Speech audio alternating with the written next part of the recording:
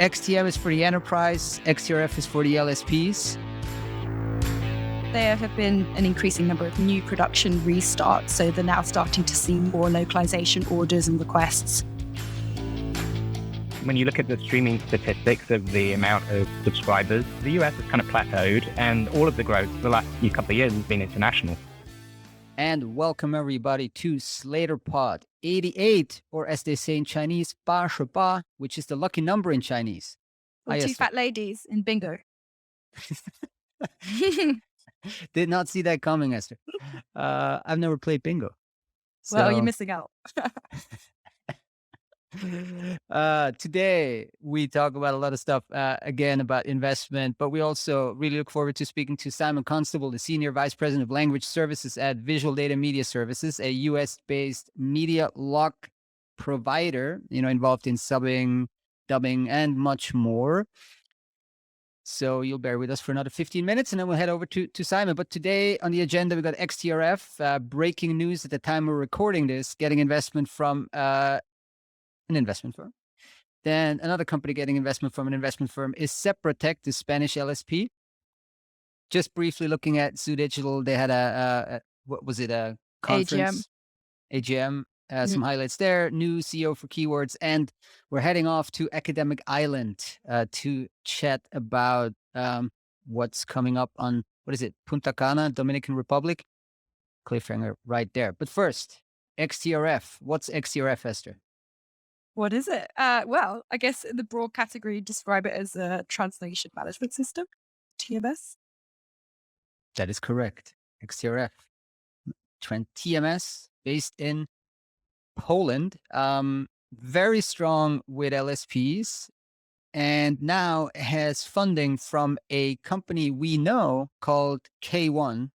I'm not sure, K1 Investment or something, K1. And the kicker, K1 also invested in, drumroll, XTM back in, I think it was this year. Was it this year in January? Early, yeah, very early, I think, January. Yeah. So we have the same investment firm investing in XTM, which is, one of the leading TMSs out there, and now also in XTRF, which is one of the leading TMSs out there. Now, our hot take, XTM is for the enterprise, XTRF is for the LSPs.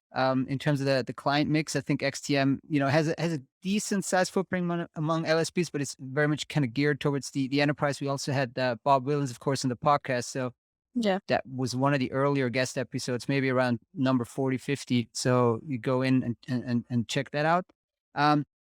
So yeah, I think XTM is more for the enterprise end client, and XTRF is for the LSP. XTRF is deep in a lot of companies, Semantics being one of them. Now, of course, acquired by TransPerfect, so that's going to shake things up a bit. But back in an early 2021 press release, XTRF told us that Semantics became a customer through one of their acquisitions. Maybe that was TextMinded, I don't know. They then went through Semantics. They went through evaluating XTRF against a bunch of other TMSs, and they decided to move all operations into XTRF and scale up to 200 users by the end of 2020. That's according to a press release they published on Slater a few months ago. So that's just one of the major accounts. But, when we're talking to, SME, small, mid-sized LSPs, a lot of them run on XTRF. So congratulations to Andre Nadoma, the CEO of XTRF, to getting K1 on board. And, it's going to be interesting how they interact or don't interact with XTM. So private equity all over this. I mean, the XTM we called growth equity, so it's a little earlier stage. It's tech. Yeah. I think K1 say they're focused on investing in high growth enterprise software SaaS companies. So it's very much kind of enterprise software focused investment company. They don't do any kind of service companies. So it's quite specific. Probably helps those companies grow. They have a lot of internal expertise how to help these software firms scale. Now, another company also sold a bunch of their shares to a firm. That's Sepratech. Sepratech. Where are they based, Esther? In Spain. España. Sunny Spain. So, sunny Spain. I'll be heading down there in a few weeks, and I'm looking forward to that.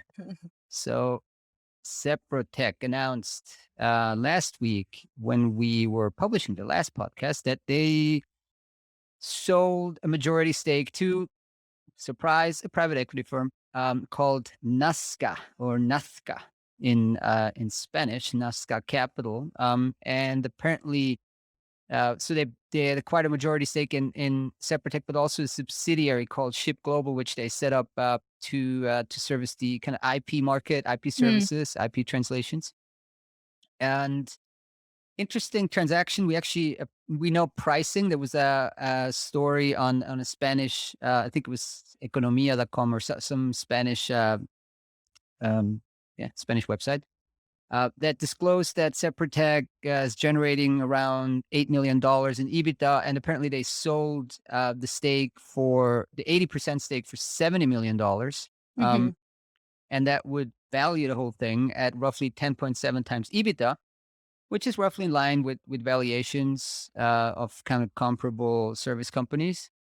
You can it's literally in line. It's not too high, it's not too low. And the founding family, they're taking a lot of chips off the table.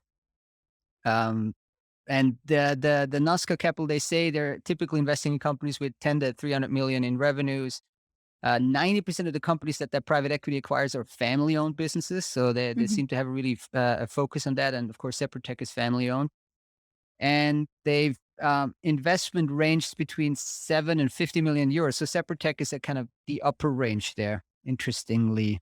And we pulled up a list of many of the LSPs that are owned, or some of the key LSPs that are now owned by private equity firms. Esther, just walk us through that list. Who among that, I don't know, top 50 is owned by PE now?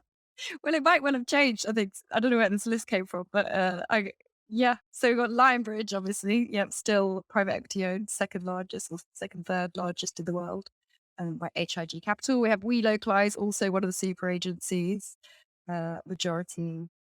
Is it any, what are they called? Norwest, the private equity people, I think. The Big Word, well, that's a new one. UK-based The Big Word. We have also United Language Group, another Ubicus, LanguageWire, which we covered recently there, swap in private equity backer, followed by Hiventi, which is the media localization provider, Big Language Solutions, and Translated. That was more of a growth equity investment really recently, wasn't it? Yeah. And Apostrophe Group, then TRSB over in Canada. That takes us to number 39 on the LSPI. And then a few places lower, we have T-Works in Germany, number 50 on the LSPI. And we probably missed a bunch, but that's a dozen or so. That's a dozen or so in the top 50 that are now owned by PE. And of course, they themselves have already acquired a bunch of other LSPs that were also owned by private equity. So, hey, welcome private equity once again to this beautiful industry. And Esther, where did we get this from? Is it from a new and fantastically redesigned LSPI? Yes, Florian, it is. Tell us more. Well, so this is, we have redesigned somewhat the Language Service Provider Index, the 2021 version. So this contains all of the revenues and information, fun things about companies based on their 2020 revenues. So they're ranked in order of 2020 revenues, but we've kind of spruced it up a little bit, added some different filters, so it displays slightly differently, but all of the same good quality information is right there. And how much do we charge for this beautiful list of 200 LSPs? It's completely free to That's so amazing. To our users. Yeah. That is absolutely amazing. Isn't it? What's not for free is a Netflix subscription and a Disney Plus subscription, but it's nearly free. It's not nearly free, but it's very cheap.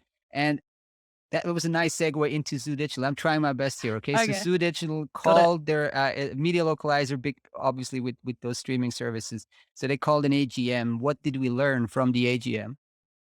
Yeah, a few different things. So I think there's nothing kind of revelatory on the financial side. They were just recapping some of the highlights from the 2021 financial year, which closed in March. So they had good growth from 2020 financial year. So they've now grown to about 40 million US dollars as of the last financial year. And they also raised, you might remember, 10 million US dollars in a share placement. So Zoo Digital is listed in London, UK. But they also spoke, about some of the drivers, the current trading environment. So it said there's good, strong momentum at the moment going into, closing off the first half of 2022. They're expecting to reach about 25 million in revenues. They've said that this is being bolstered by new streaming launches in new territories, also by the back catalog migration that they and a lot of other media localization providers benefited from during the pandemic and obviously into 2021 also, and that there have been an increasing number of new production restarts. So they're now starting to see more localization orders and requests based on new productions coming out from their customers. And then also a quick update on the hubs. So they were talking about establishing regional hubs in India and Southeast Asia, based on this kind of international hub model that they operate. So they said negotiations have progressed and the first announcement is expected shortly. So they haven't explicitly said this is going to be an acquisition in a particular territory, but it may well be. We shall see. They also spoke about their dubbing model, which I found quite interesting. I mean, we've spoken a fair amount over the years about Zoo Digital and their dubbing, particularly as it pertains to their remote dubbing or the cloud-based dubbing solution. So they were kind of the pioneers, 5-6+ years ago, or one of the pioneers of remote and cloud-based dubbing. So no or very little sort of studio recording. Whereby you might have the voice actors recording from home, and then everybody's kind of collaborating via the cloud to make the final product come together. But they've also established what they call a partnership model that involves studios, so actual real live brick and mortar studios that are based in local markets. But these are partners studios, so they're independent studios, and they would be managed by on Zoo's side, they'd be managed by the Zoo's local dubbing territory managers who then assign the work to the independent dubbing studios. And these territory managers in turn are linked to a particular regional hub. So hence them building out again the different regional hubs around the world. So yeah, I mean, interesting. And what they say is that they believe their partnership model offers greater capacity and diversity than owned and operated studios in each territory.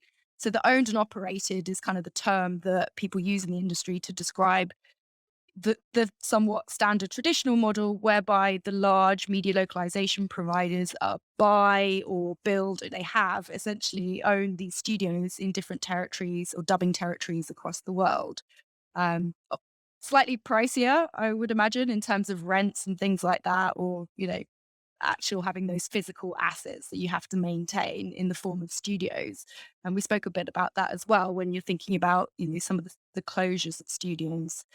Rents still need to be maintained. And maybe there is somewhat less flexibility. But yeah, this is the model that the Zoo has chosen to implement. And they say that the studios, these independent studios, are able to provide both remote recording and also in studio recording for when that's required.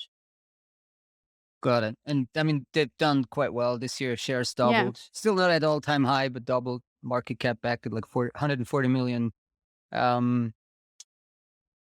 US dollars. Yes. And one of their emerging competitors, or at least we thought until somewhat recently, is Keyword Studios. Very briefly now, we spoke about it last time. They were their former CEO Andrew Day retired mid this year, and now they brought on quite a new CEO, quite an interesting choice. Very impressive background. So who's that gentleman? And tell us a bit more about his background. Yeah, super impressive. So the new CEO will take up the role from the 1st of December, but they've just recently, I think this week, announced the appointment. He is Bertrand Bodson, aged 46. They wrote in the press release. So he's had a 23-year career in international business. Interestingly, I mean, he is joining from Novartis, so completely different space from game localization, firmly in healthcare at the moment. That's Imagine about as that. different as it can get. Yes, it's a Basel-based healthcare giant Yeah. to a game lock and post-production or whatever, I wonder game if he's had services company. I wonder if he's had anything to do with translation localization at Novartis. That would be No. incredibly interesting. Probably not. I mean, he was chief digital officer there, so he's been there since 2018. He's also worked for Sainsbury's and Argos. It's the major retailer here in the UK. And kind of grew that business from the Argos side. Used to be this kind of very paper catalog based business, and then it's gone completely digital. So he was sort of responsible, I think, for that transformation and also for the integration of Argos into Sainsbury's. In the entertainment space, he has had some experience in the entertainment space, broadly speaking.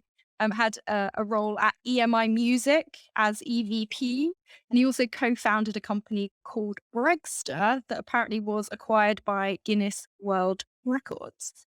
But to top off his credentials, he has an MBA from Harvard, and he also has earlier career roles at BCG, the Boston Consulting Group, and Amazon. And for Amazon, which I think is probably the most similar in some ways to the space in which Keywords operates, he helped build Amazon's DVD rental business, which is now Prime Video. This is going back a few years, and the subscription business from scratch. That's like 15 years, so I don't think that's very applicable. I mean, it's a You don't think it's applicable? I mean, I think it's interesting. No. It's like a precursor to everything that's going on now in the streaming space. Yeah. I mean, Yeah, look, I mean, he's whatever. obviously he's a very bright manager, very talented. He's like, been chief digital officer of a $200 billion pharma Right. giant. I mean, he can wrap his head around game lock and these components probably in a couple of afternoons. And so it's interesting how it's an interesting choice. I mean, I think this is his first CEO ship Appointment. or whatever Yeah. appointment. But in terms of the scale of the company, it's a few degrees down the ladder.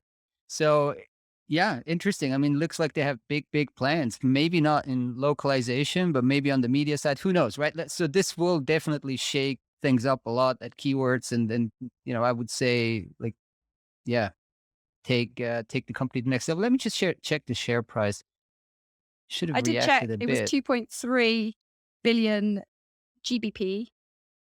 Yeah, let today. me just see. I think they're. Come on, let's pull this up. Yeah, it's like near record high. So markets liked it. It's very, very large. It's now like on par with RWS. So high hopes and interesting. I did send him a LinkedIn connection request. Let's see if he accepts. Same. Hey Bertrand, hello, please accept. Bonjour. Bonjour. Yeah, I don't know the background and the language.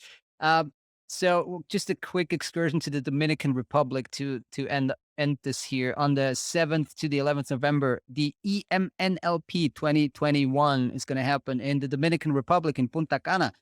Do you remember we In went Brussels. to Brussels, not exactly the Dominican Republic. No. And so what is this? This is this is the biggest academic conference on NLP, and in the NLP wake, it's also the biggest conference for MT papers. And we always kind of get alerted when we start seeing a ton of machine translation research papers hitting our editorial funnel. Yeah. And this happened again. It's like every day you have about 10 new papers, by everybody, eBay, Google, Facebook, etc.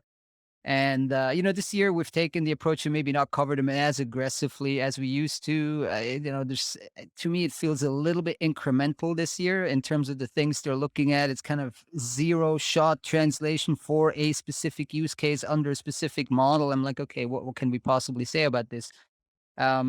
And also it's just interesting again that this kind of disconnect between academia and the business world where, a lot of these names would be, yeah, I mean, there's not too much, not much overlap.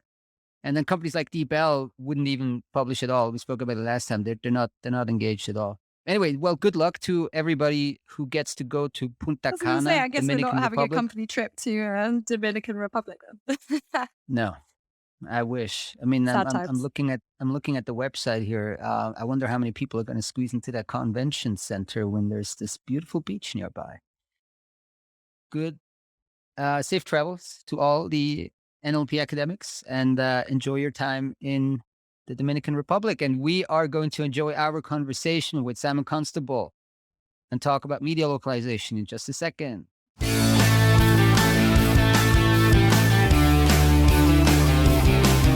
And welcome back, everybody, to SlaterPod. Joining us today is Simon Constable, Senior Vice President, Language Services at Visual Data Media Services. Hello, Simon.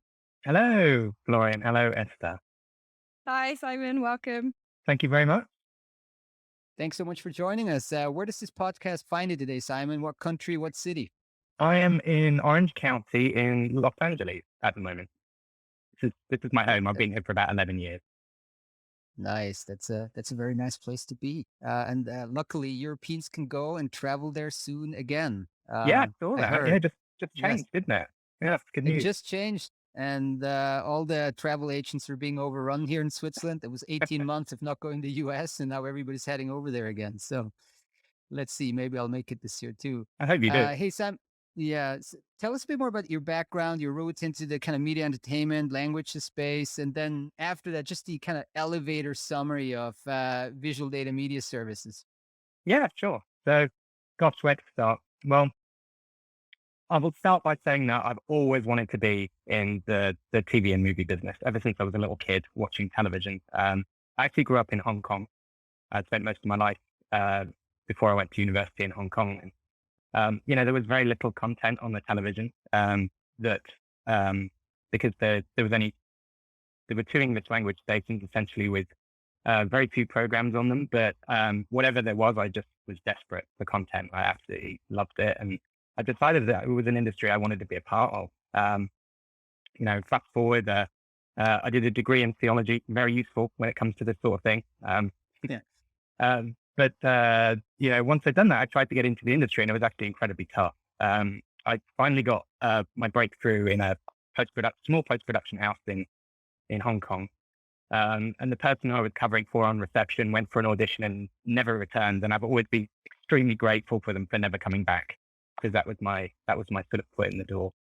But since then, not to show my age, but I've been in the industry for well over 25 years, and I've worked for a whole load of different companies during that time. I spent quite a bit of time at Star TV in Asia, the international broadcaster, which was acquired by Fox while I was there.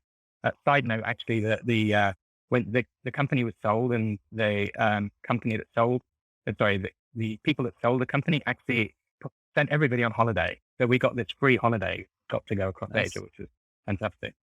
So there was that. And then I ended up working for a company that was eventually acquired by Technicolor, which, I'm sure you've heard that name or seen it at the end of the film credits. So for Technicolor and the company that was acquired, I started off in Asia, for then working in Hong Kong, then Singapore, and then finally moved to London, then now eventually Los Angeles. And so that was kind of a fun ride. In between, I worked for a company called Ascent Media in London, and now I'm at Visual Data, and I've been at Visual Data here in LA for about the last 6 years. So during that time, I've been extremely fortunate because I've got to dip my toe in the water of lots of different pieces of the business. Feature post-production, television post-production, broadcasting and play out, DVD during both its infancy, its growth, and its shutdown. Film laboratories, which I have to say was an eye-opener, to say the least. But eventually I've realized I felt most at home in this kind of media services localization space.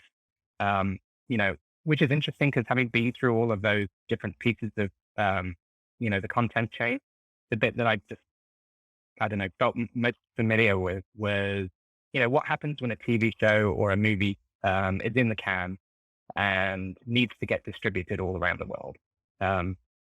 And so that's what I've been doing. Specifically at Visual Data, I've been involved with the localization, which we saw ramp hugely during the time that I've been there. Makes it sound like it's all about me, and of course it isn't. It's due to the industry trends during that time. But that's what I've been focused on for the last 6 years.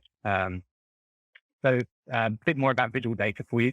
It's mine is a global role, so we're servicing customers who are based predominantly in Europe and the US. We have sort of 3 major operational centers. We have London, Los Angeles, and Bangalore in India. And for the piece that I'm responsible for, we're essentially doing, localization services, but the majority of the work is subtitling, dubbing, and then we also do quite a bit of captioning and kind of scripting kind of work. So I can dive into those a little bit if you want a little bit more information. Yeah, please, please. Tell us a Okay. bit more on how you manage a team. Like, do you have studios, and like, how do you do the subtitling part of it? Yeah, sure. So on the subtitling side, first of all, we only use translators who are based in their native territory. And that's because, we, like everybody else, kind of learned the hard way that in order to be up to date with idioms and, slang and to be relevant, you kind of need people that are living the culture every day. Yeah. So that's one rule we have. We only recruit in territory. And what we've built over the last sort of 6 years is a large network of independent translators who are based in countries around the world. We offer something in the region of, I don't know, it's probably like 50 languages now. And, there's a very prescriptive process that we go through for all of those subtitles, from translation through, quality, various types of quality control. And I'm sure we'll touch a bit more on quality a bit later. But that's essentially what it is. So typically the content owners will come to us. They'll say, we have 1,000 episodes. We need them all in these languages, which could be one, could be many. And we need them all in a month or 2 months or whatever the timeline is. And, that's where we come in. Our job is to make that happen. On the dubbing side, it's a little different. Traditionally, we haven't owned our own dubbing studios. We've built a network of preferred partners worldwide. And pretty much that comes about through experience, honestly. We like to work with the dubbing studios who really care about quality, who also can deliver on time, because those are 2 very important components for our customers. And also, are kind of familiar with all the changes and have great relationships with all of the acting talent and all of the rest of it. So when we get a request for dubbing, typically we will share that with our partner dubbing studios. We'll find, whoever feels like the best fit for that project. If it's a sports documentary, we'll want to try and send it to somebody who's done sports before. If it's drama, someone that's done drama. If it's children's, and so on and so forth. And that's one piece of it. There is a sort of an added layer to that. And the added layer is that sometimes our customers are actually prescriptive or have a preference which dubbing studio they want to use. So we have to be very open-minded about that and work with partners sometimes that we haven't worked before. But it helps us, it helps us build our network and all of the rest of it. I'll touch a little bit more on dubbing later, because I think it's going to be a bit relevant when it comes to some of the investments that we want to make. So, absolutely. But going back to the kind of owning the studio versus like working with kind of the best fit for a specific project, is that kind of a strategic decision not to own and just kind of like go to the best fit? And what are the dynamics there? Maybe with some of the, I don't know, generally the competitive dynamics. How does it help really owning that studio? I mean, we cover media localization quite heavily, but actually we're kind of, our origin is more from the super asset light translation industry, like the localization industry, right? So if you tell somebody in that space, like, you need to own a physical studio, everybody will get nervous, right? So I mean, to me, it's interesting, the dynamics between like owning it and having always access to it versus just like needing it or using it when you need it. So maybe we can just speak a little more to that. Yeah, I mean, there's a couple of schools of thought there. One is, and you'll observe this with some of the other companies that do what we do. They will have different ways of looking at it. There's one without naming names, there's one that feels like the future is remote dubbing and is putting all of their eggs in that basket. And, there's some value to that. There are those that feel that owning the majority of the language, at least the major languages that are needed, because, there are some key languages that the originals content nearly always get ordered. So those are the key ones, French, Italian, German, Spanish, Japanese, Latin, Spanish, Brazilian, Portuguese, those kind of, the very, very, very popular languages. Yeah, there is an argument to be in control of that supply chain. Because, when it comes to bidding projects around, we're competing with other people who are doing the same thing. If you own your own studios, you're more in control of the deadlines. You can do, there's different sort of deals you can do with the content owners. So there's a lot of advantages to it. And then the third way of looking at it is, we don't want to own anything. We only want to bear the cost of dealing with dubbing when we actually have the work. And so I think my honest feeling is that all three of those have some merit. The real way forward, in my humble opinion, is it's actually a bit of a combination. I think if you want to be successful, let's look at how much consolidation happened in this space with all the acquisitions that you so well publicized in the last couple of years. This market is totally changing. It's becoming very important to have scale and to have the ability to package services. And the other piece of it is that the timelines for all of the content are shrinking and shrinking and shrinking. Look at the fact that the theatrical, look what happened with theatrical last year, where theatrical titles were being released on streaming platforms. Suddenly the requirement to have all those languages was, much more important to get them on there quickly for piracy, for all sorts of reasons, for subscribers. Anyway, I'm going off target a bit. But I think as we look at it now, as visual data, I think we see a need to be in that space with bricks and mortar studios. For some of the reasons that I've identified. Remote dubbing to some extent will also, be something that probably will become a useful tool. And then there are going to be times where there are languages where there's just not that much call for them, honestly. And it makes more sense to partner with other studios in that situation. Got it. And so the language services component is one element of what visual data media services does. So, how does that also interact with the other divisions where you've got the content management, the distribution services, media services? Does that bring any benefit to localization? Do you think having those other pieces there as well? Yeah, it does actually, and that probably wasn't the case 10 years ago, I would say. But now it's become, when we do, let me give you an example. So it's not uncommon for us to receive an order from a major content owner or streaming platform to say, hey, I've got, and let's go back to the 1,000 show thing. I have 1,000 shows. They don't just require all of the, let's take it step by step. So for subtitling, they may have a lot of subtitles already existing in their library, but they may not match the latest video or the video that's going to go on the streaming platform. So they'll say to us, here's all of our assets, basically. Here's our library. Help yourself. From that, we need to create video that's compliant to the technical specs and audio that's compliant to the technical specs and subtitle that's compliant to the technical specs. Sometimes those audio tracks and subtitle tracks already exist, and it's our job to take them and let's just say update them so that they're acceptable on a modern streaming platform. They hit spec, because every streaming company has its own technical specs that you have to adhere to. So our job is to, reshape the video, the audio, the subtitles, the metadata, all of these things. And we sort of package all of that together. And then we deliver it to the streaming platform or the broadcaster or whoever asks for it. So to go back to your question, having all of those pieces in one company is kind of essential because there are so many moving parts. And really the content owners want to focus on creating TV shows and making great content and, making movies. So it's our job to make sure that they don't have to worry about how to pull all of these things together, polish them up, and then return them in a nice way so that they can get them on air, essentially. talking about like technology, what kind of language technologies and like automation workflows are you using for the probably primarily for the subtitling, but also for dubbing?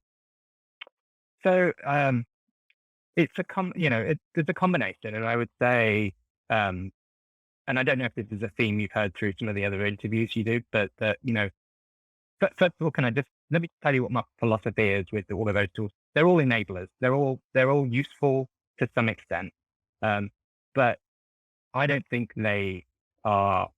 I mean, none of them, to be honest, to me, are at the point where we're not going to have humans in the loop for some foreseeable future. And especially, let's talk about subtitling.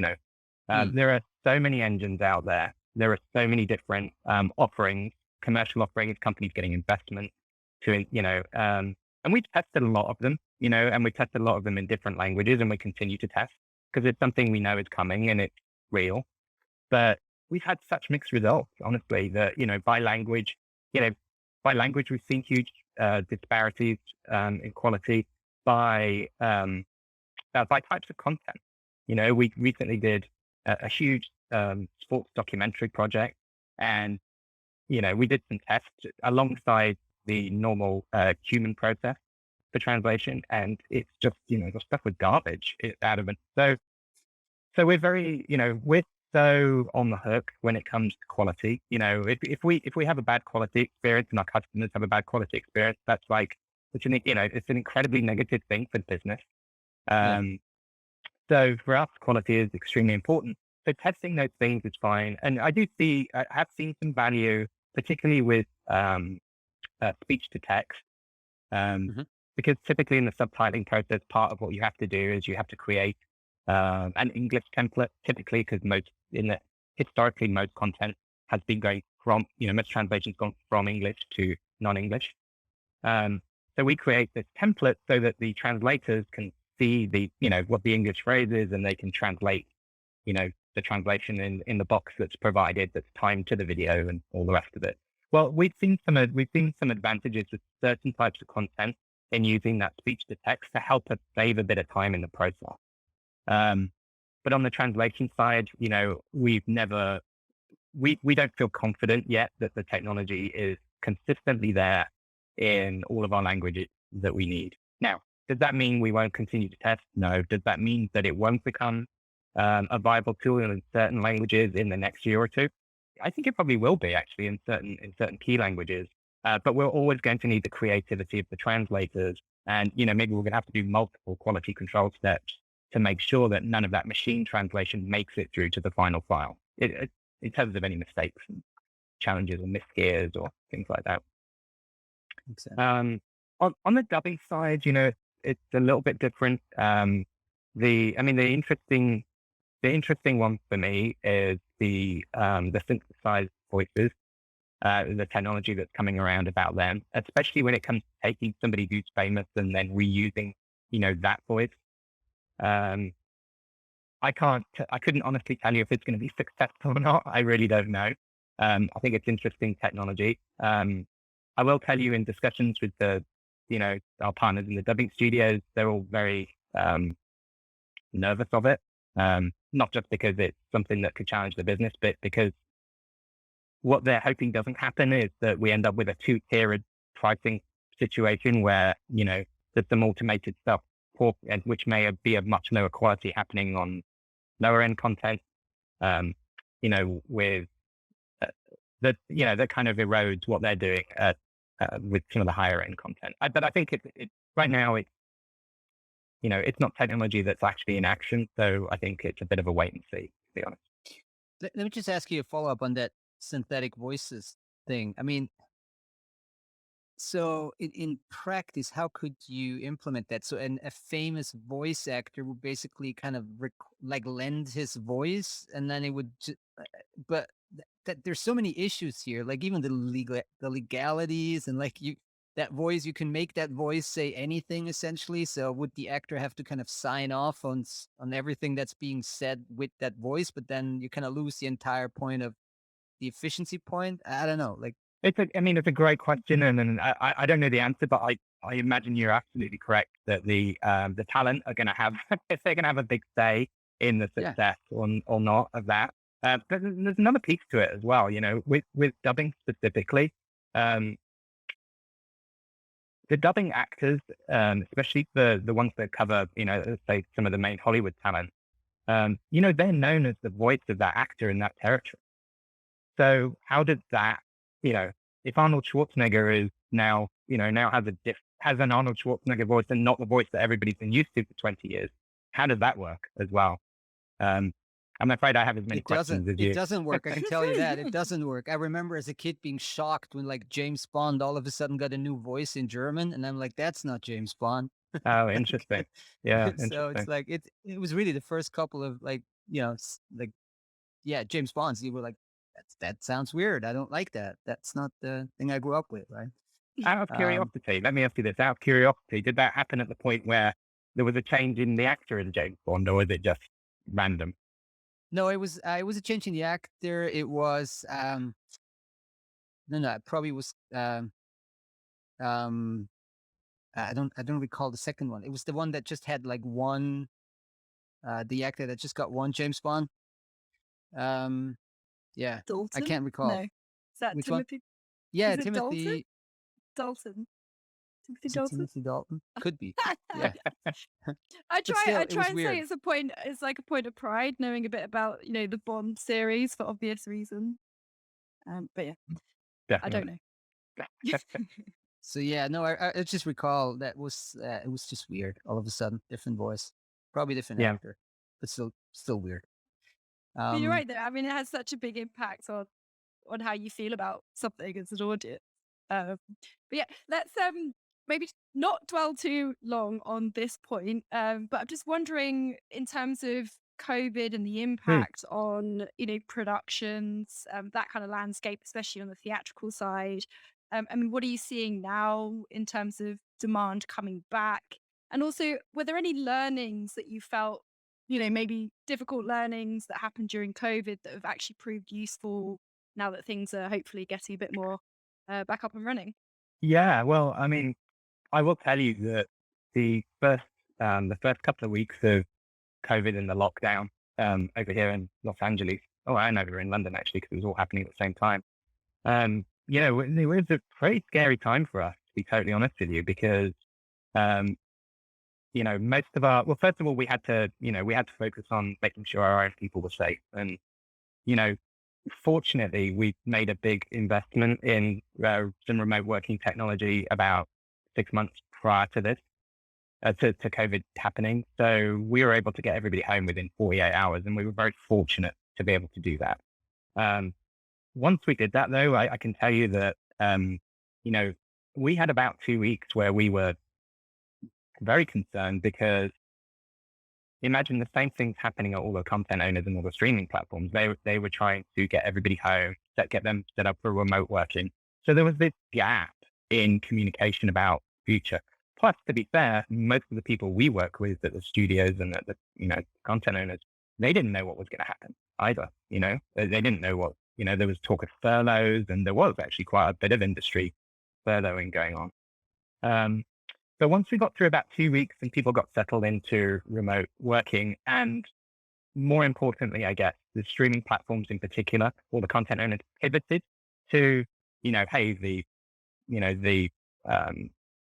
the parks are shutting down. Nobody's going to buy DVDs. Just so all these other lines of business were suddenly shut down in a very quick way for a lot of our customers. So they pivoted. To be fair to them, they pivoted extremely quickly. And as you've seen, the reaction is this huge investment in streaming content. But in order to do that, that streaming content needed, especially for them to deliver it internationally, they needed to do all the things we talked about earlier. They needed to get, subtitles out. They needed to get dubs out. So of course, the first place to go during that, especially with production being shut down on all the TV shows and movies, was to actually dig into the well and go into the archives, find out what hadn't been released on these platforms.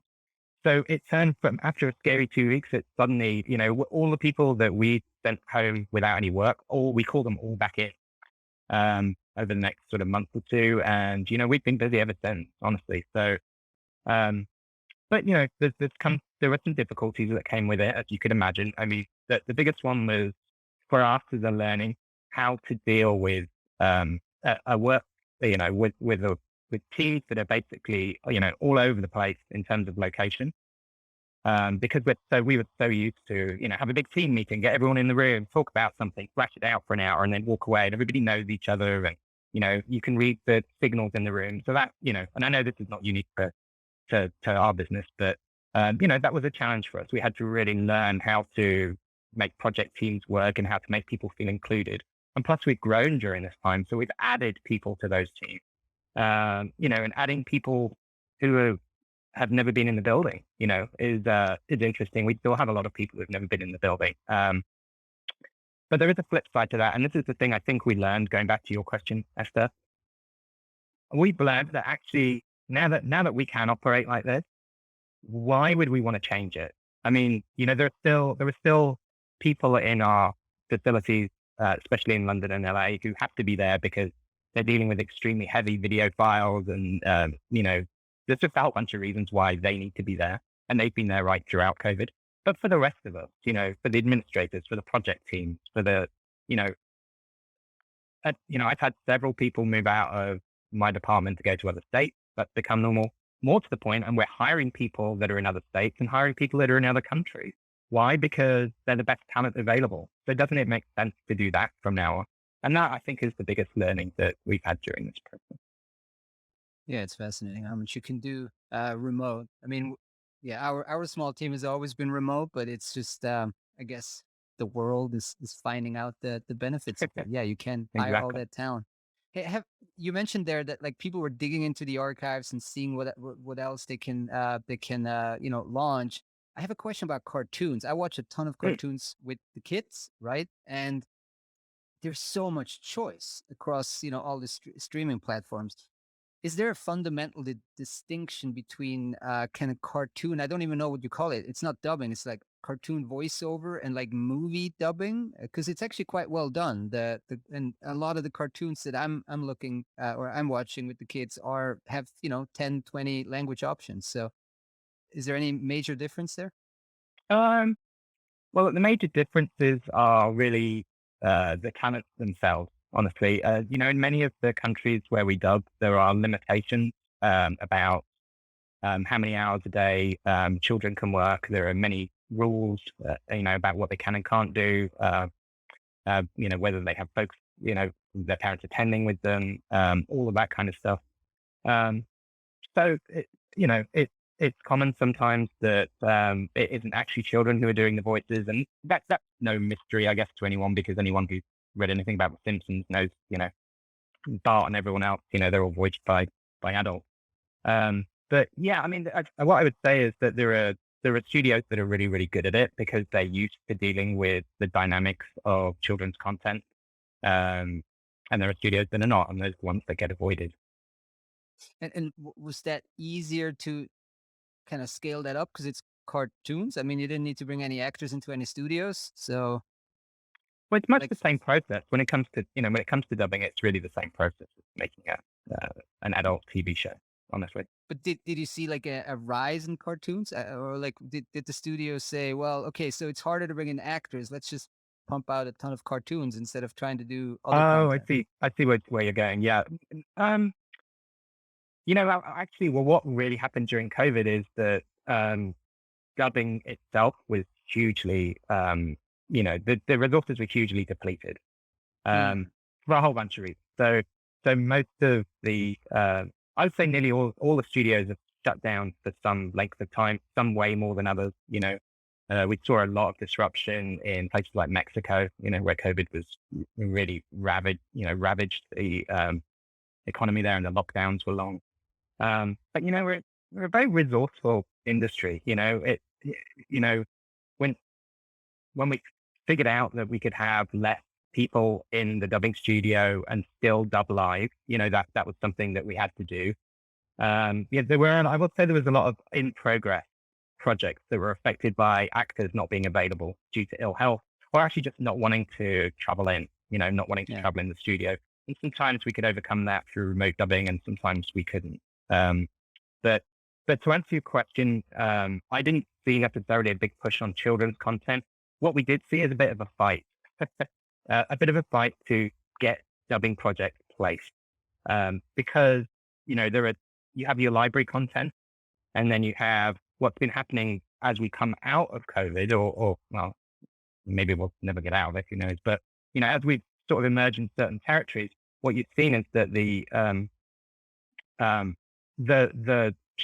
projects that will get priority typically are the higher budgeted shows for obvious reasons. And something like a really high end drama on, an HBO or Disney Plus or something like that is always going to take precedence over some catalog dubbing.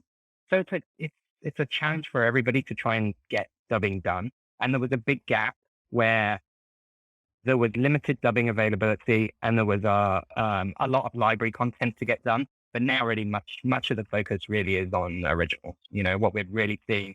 And that's another big change that we've seen in our business. We probably would have gone back, if you'd gone back 3 or 4 years, I would have said 95% of what we used to do was catalog. And now it's probably, 60-40. And I see that split continuing to grow that way. We did briefly touch on cloud dubbing, but just your thoughts. I mean, the future, a nice add-on, something in between? It seems like, at least the way it is right now, it's a useful tool. It's certainly a useful tool when somebody can't get to the studio. I don't want to dismiss it as a technology, and some people are making really good progress with some of those tools. But again, most of my feedback honestly comes from the dubbing studios, and the dubbing studios view it as a useful tool when they need it, but they very much appreciate when they're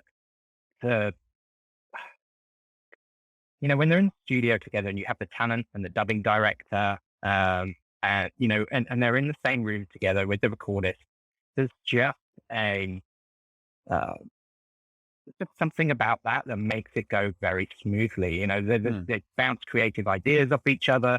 And of course you can do that remotely, but it's not the same as being in the same room. It's like having a Zoom call with your family. Of course it works. You can talk to everybody, you can exchange ideas, but you don't get that same feeling that you do when you're in a room with other humans. And I think that's the challenge with remote dubbing, is replacing that creativity. The other piece of it is, it does speed things up a bit being in the same room.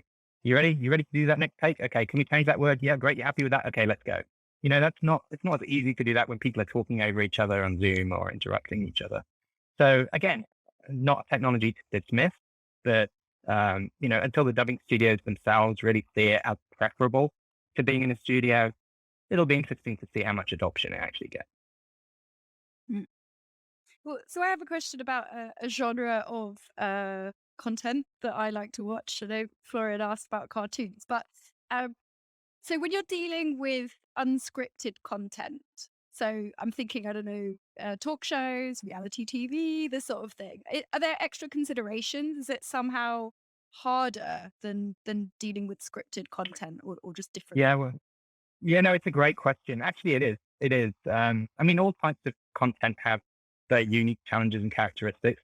But reality TV, let's start with the simplest thing, which is that typically, this is a huge generalization, but you will find there's about twice as much dialogue in a 45-minute reality TV show as you will in a drama.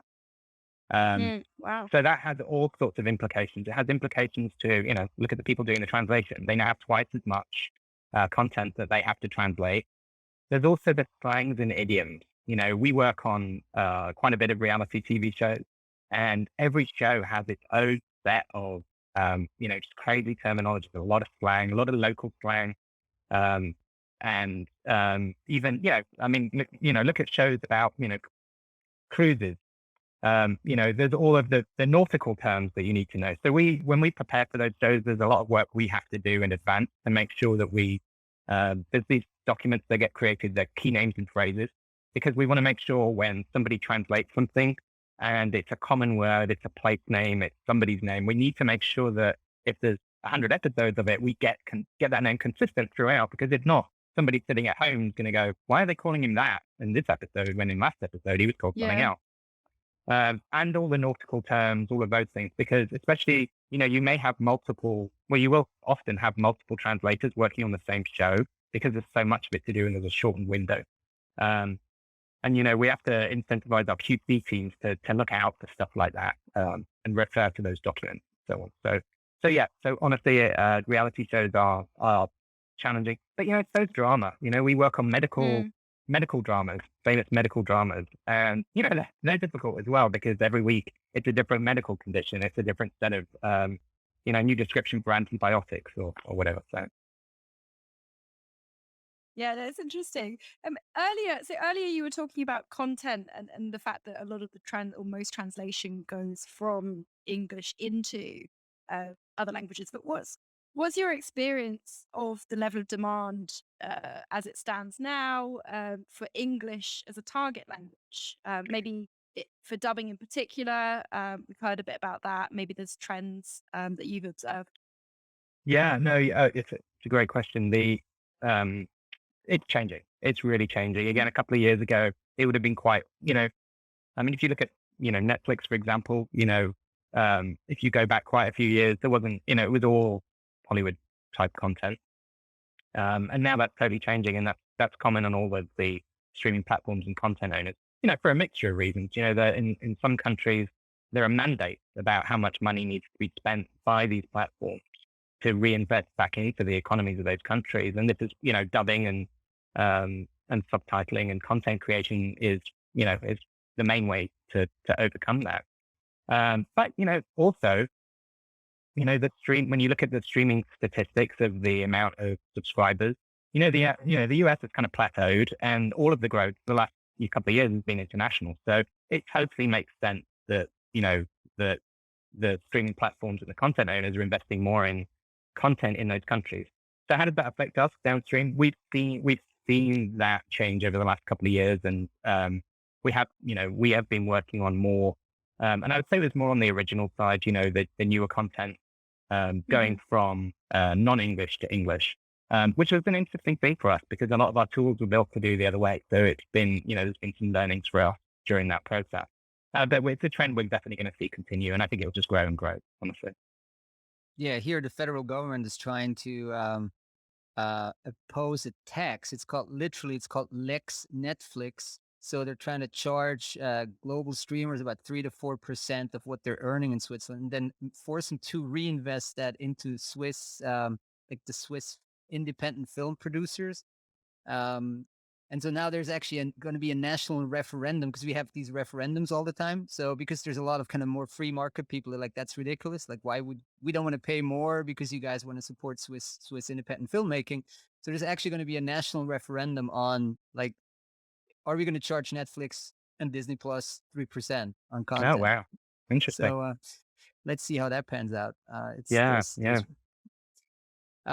Hey, so about a year ago, Visual Data has secured some investment from a fund called Endeavor Capital. And so let's just talk about what are your plans with kind of growth plans over the next 2 to 3 years, like for, Visual Data in particular, and then generally kind of the industry outlook that you're basing those investments on.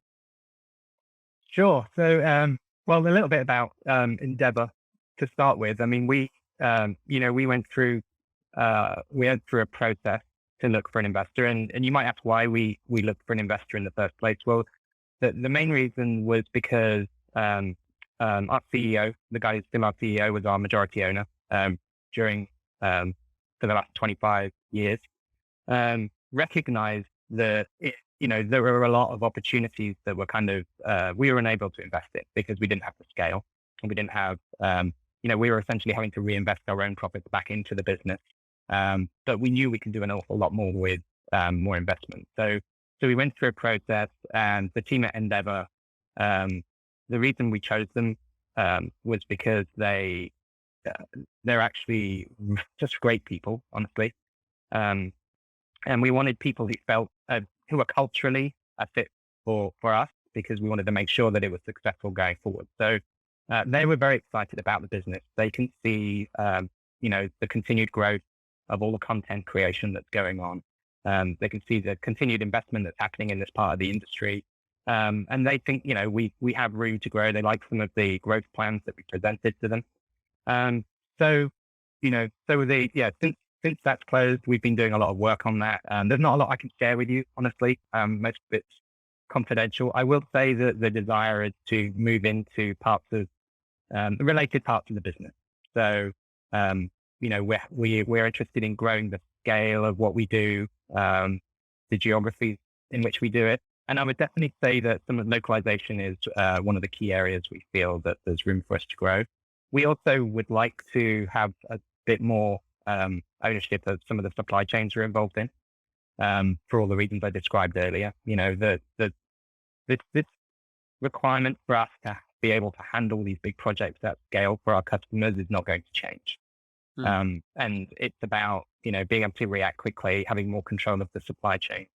So I'm extremely excited, personally. I really like the guys at Endeavor. I think they're a really good fit for us, and they're excited about our business. So yeah, I see. I'm really hoping that one day I'm going to open my Slater newsletter on a Friday morning and see that we're in there and that we've got some exciting news to share with you. You're going to be Sorry, go ahead. No, go ahead, sir. I was just going to say, to answer the question about how the industry's trending, I think kind of what I'd say is more of what I just said is kind of true of the industry in general. There's still a requirement that, especially as the content owners themselves keep merging and growing and acquiring, big companies like to deal with big companies. It's just an element of truth. And those content owners need partners that can scale quickly, and can get them into new territories quickly, and know how they work. There are customers that we have that have, 20 plus tools that we have to engage with and enter data into and things like that. So, that's a big, it's tough for a newcomer to kind of come in and learn all of those roads from scratch, especially when everything's moving so quickly. So we think we continue to see, we continue to see growth in subtitling, in media preparation, dubbing. We see a really good outlook for that business as well. And I think that's generally how the industry feels right now. Plus, there are less and less competitors at the moment, with all the consolidate, 3 of the biggest companies have now, in our space, have now consolidated into one company. And some customers don't like to put all their eggs in one basket. So that does open opportunities out for others. Not that I'm not impressed with what that company's done, by the way. What a great job they've done of pulling all that together. I say that in case they give me a hard time after this. Yeah, they won't. Maybe they'll read about it by going and listen to this by going to our newsletter on Friday, right? And that's where we distribute this podcast. Great. Well, so thanks so much, Simon. This was really fascinating talk and a great update for everybody here and the listeners about media localization. It's been a while, so I love this space personally. It's just something that I can kind of this is like where I personally consume localization every day, right? So it's with the kids watching all these streaming services. So thanks so much for this update. Not at all. Thanks so much for having me on. Awesome. Thanks, all right. Simon. Thanks, Simon. All right. Thank you. See you Bye-bye. soon.